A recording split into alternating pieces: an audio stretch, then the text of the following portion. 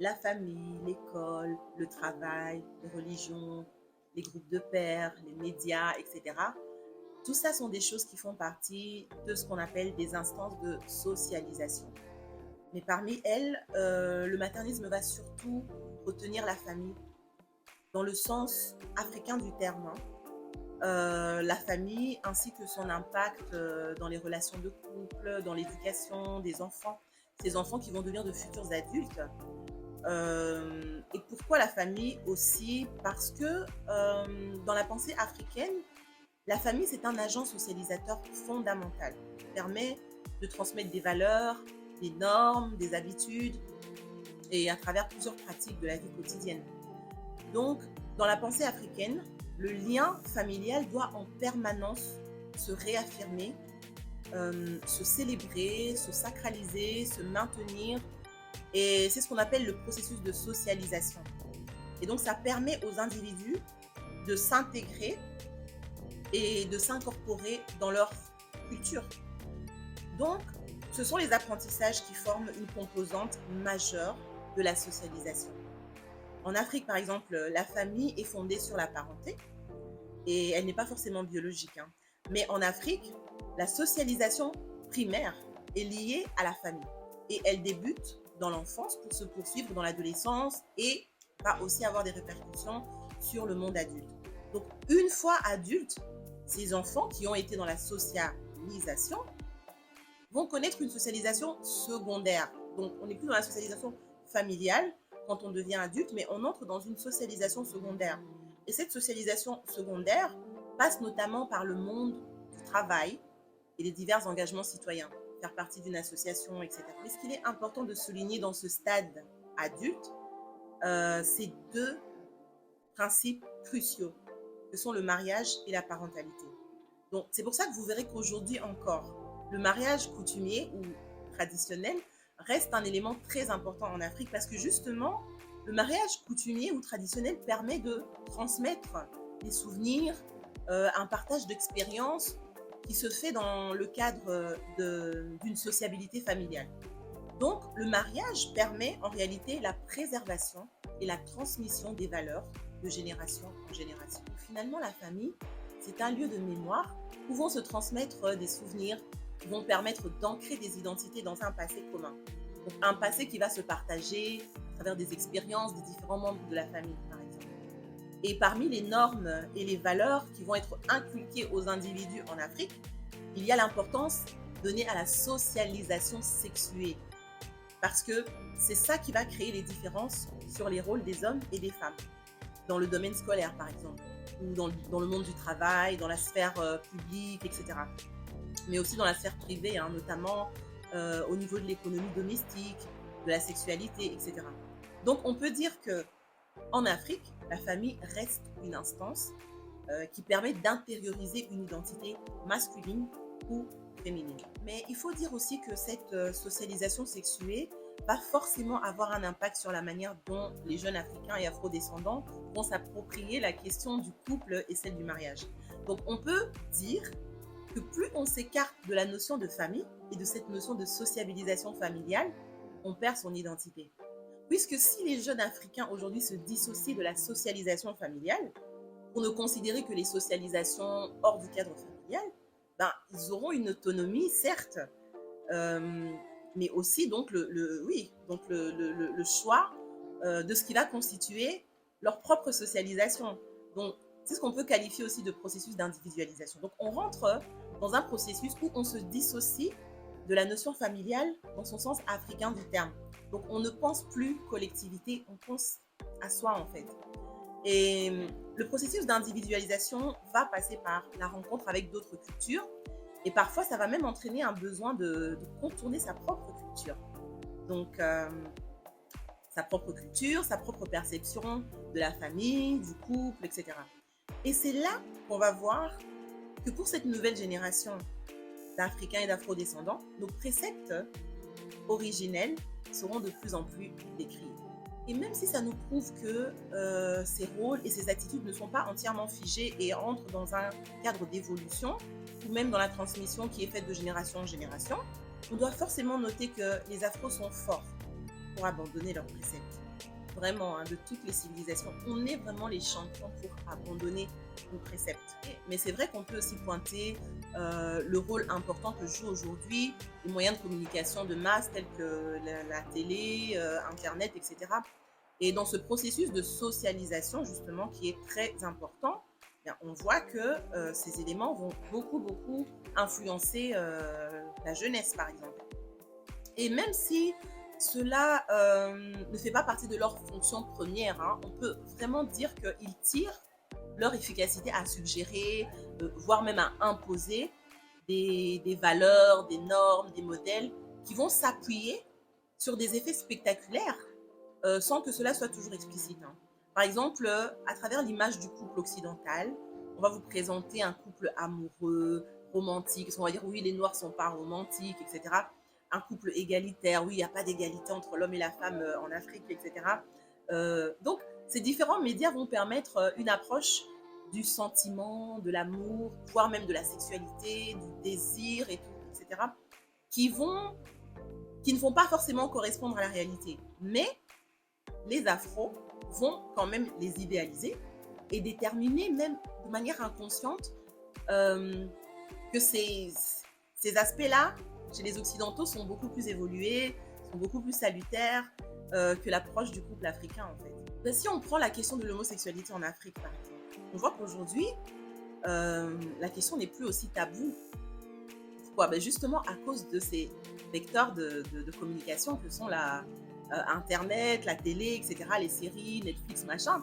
Parce que là où cette pratique était taboue avant, elle devient de plus en plus normalisée, en fait, en Afrique. On parle plus facilement d'homosexualité, on accepte plus facilement les homosexuels en Afrique, alors qu'à l'époque de nos parents, c'était un sujet tabou. Tout ça est beaucoup plus facile à tolérer pour la nouvelle génération afro parce que, justement, elle s'éloigne de plus en plus de la sociabilisation familiale. Finalement, moi, je me dis, mais est-ce qu'on est obligé de s'éloigner de nos préceptes? Si on prend l'exemple de l'Orient, par exemple, les sociétés orientales, pendant longtemps, on sait que c'est le modèle occidental qui s'est présenté comme étant supérieur et producteur d'un modèle, surtout quand on pense à l'expansion capitaliste. Donc, tout ce modèle occidental va s'opposer au modèle oriental, au modèle asiatique. Et le modèle occidental va considérer ces modèles-là comme étant trop statiques, rétrogrades, etc. Donc, il va présenter son modèle à lui comme étant supérieur. Mais pourtant, on voit que même des penseurs occidentaux comme Jacques Goudy, ils vont clairement dénoncer des critiques ethnocentriques de l'Occident en montrant que l'Asie a su développer une économie tout en conservant ses structures familiales traditionnelles. L'Occident va beaucoup brandir l'industrialisation. L'Occident va penser que l'universalité donc de sa vision sur la famille, sur la société, allait forcément se répandre sur les autres civilisations.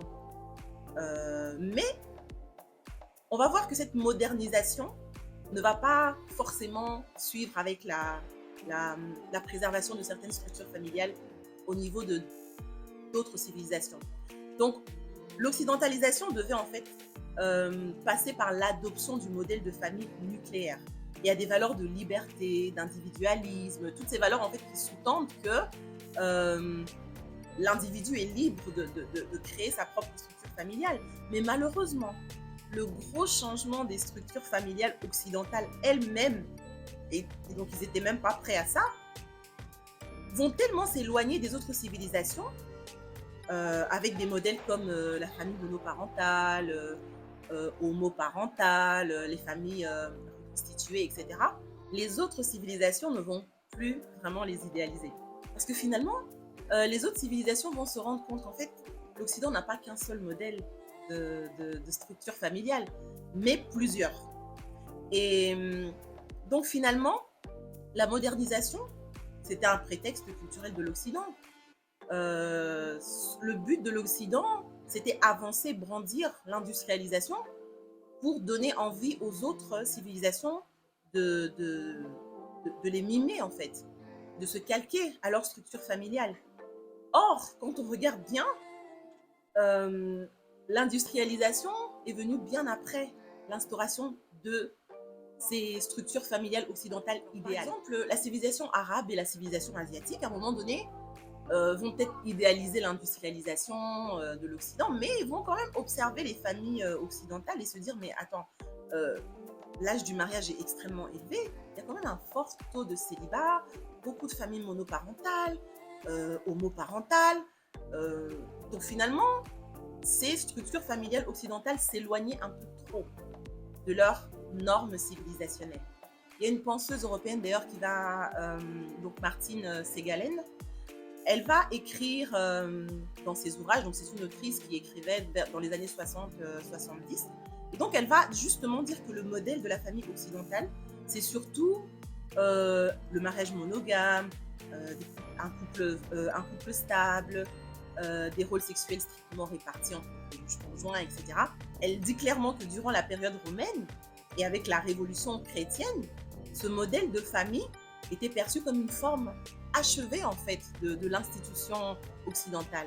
Et donc c'est la preuve que leur modèle familial n'est pas le fruit ou le produit de l'industrialisation ou de la modernisation. Aujourd'hui, dans le modèle occidental, ben, les jeunes ont leur propre lieu d'habitation, donc ils sont libres de choisir avec quel genre de personnes ils se mettent, ils sont dans une pratique libre de leur orientation sexuelle, ils n'aspirent pas à avoir trop d'enfants. On voit que les relations conjugales aujourd'hui en Occident sont surtout basées sur l'attirance, sur la réciprocité. Donc, on recherche l'égalité entre l'homme et la femme et on est heurté souvent à des réalité bien plus complexe. Alors la position du maternisme est très simple. Le maternisme tolère l'évolution, n'est pas contre l'évolution. Je ne parlerai pas de modernisation, mais d'évolution. Et en tout cas, je pense que les familles africaines devraient prendre exemple sur le modèle japonais. Au Japon, par exemple, on assiste à de plus en plus de divorces. Il y a de moins en moins de co-résidence entre les générations, c'est-à-dire que les familles, les filles, les garçons ne quittent pas la maison tant qu'ils ne sont pas mariés. Mais on continue à voir que dans les sociétés japonaises, les relations restent maintenues avec la famille élargie. Donc on assiste même encore à des mariages arrangés au Japon aujourd'hui. Bon, attention, je ne dis pas qu'on doit recourir à des mariages arrangés pour nous les Afro, mais je dis simplement que la séparation traditionnelle des rôles et des activités entre les sexes, donc entre les hommes et les femmes, domine encore au Japon. Et ça, c'est le fait pour eux d'avoir maintenu leurs préceptes originels, en dépit de la progression du travail, par exemple, des femmes. Mais au Japon, on enseigne par exemple à l'enfant à prendre en considération ses propres camarades de classe avant lui-même. On lui inculque l'idée du groupe, de la collectivité. Donc il s'agit pour l'enfant de cerner plus tard les besoins de la société et même dans l'entreprise dans laquelle il pourrait travailler plus tard. Donc on lui inculque vraiment des idées de collectivité. Donc on peut clairement dire qu'au Japon, l'idéologie familialiste s'est déplacée de la famille à l'entreprise parce que les Japonais ont pris conscience très tôt du fait que la force de leur système industriel repose sur le maintien de leurs valeurs traditionnelles. Mais malheureusement, en Afrique, on constate que les systèmes de famille actuels ne sont finalement que le résultat de syncrétisme, de compromis, etc. Donc, on voit que les Africains réinterprètent encore les traits occidentaux dans leur propre culture. Et ça, c'est juste parce que les Africains ont favorisé, ont idéalisé le développement économique de l'Occident. Et ça a été instillé dans la tête des Africains durant la période coloniale. Donc, les colonisateurs ont essayé d'effacer les systèmes de lignage en Afrique. Mais ils n'ont malheureusement pas réussi à tout bannir, car après les indépendances, les Africains ont essayé quand même, quelque part, de faire front sur leur parenté ethnique.